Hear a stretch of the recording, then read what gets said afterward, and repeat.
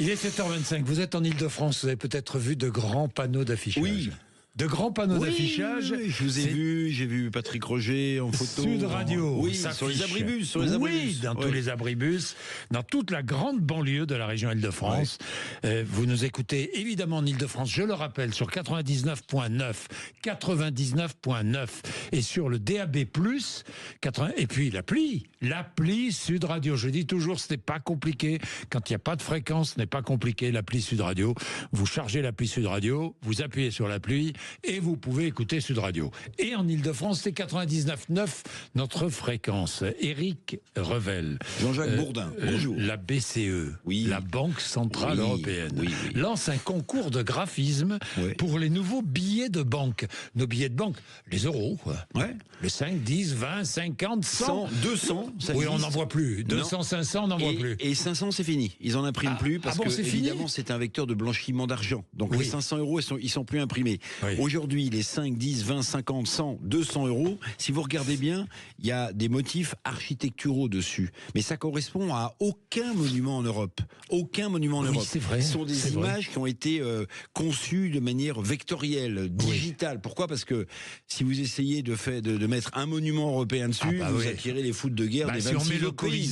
Si on met le Colisée à Rome, évidemment, la Tour Eiffel va protester. Hein. Donc, il y a un remplacement. J'ai pas dit un grand remplacement. Il y a un remplacement de billets qui est prévu. Il y a 29 milliards de billets en euros en circulation. Combien ? 29 milliards. 29 milliards. Donc la BCE lance, un concours à partir du deuxième trimestre de cette année. Un concours où on va essayer...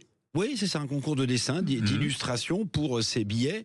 Les résultats seront soumis l'année prochaine au Conseil des gouverneurs de la Banque Centrale Européenne pour décision. Pour décision, bien. Mais au lieu de changer les illustrations de ces billets, pourquoi pas, mais bon, on peut penser aussi à travailler sur la solidité des billets et sur la sécurisation de ces billets. Oui. La BCE ferait bien surtout de faire évoluer le papier de ces billets qui est plus ou moins falsifiable. Je dis ça parce que vous avez des pays comme l'Australie, le Chili, l'Indonésie, le Royaume-Uni qui ont changé le papier de leurs billets, papier coton, en papier polymère.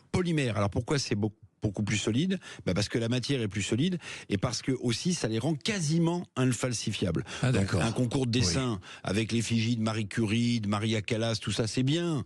C'est bien. Mais c'est vrai que peut-être que la BCE devrait faire un effort plus important sur la solidité des billets qu'on a dans nos poches et puis surtout les rendre moins falsifiables. Mais je suis 28 milliards de billets. 29 milliards de billets.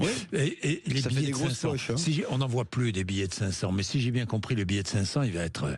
Il est plus imprimé. Oui, mais alors, ça va être il y a des collectionneurs qui vont le garder. Ça va valoir une valeur folle au bout d'un moment. Mais au moment du passage à l'euro, Jean-Claude Trichet, qui était le gouverneur de la Banque de France, il avait envoyé aux journalistes économiques un peu en vue à l'époque une brique de papier de 500 francs. Vous savez, les billets de 500 francs coupés en tout petites. Il avait envoyé une brique pour le passage à l'euro et j'ai gardé une brique de toute petite... Vous n'avez pas pu les reconstituer ? Non.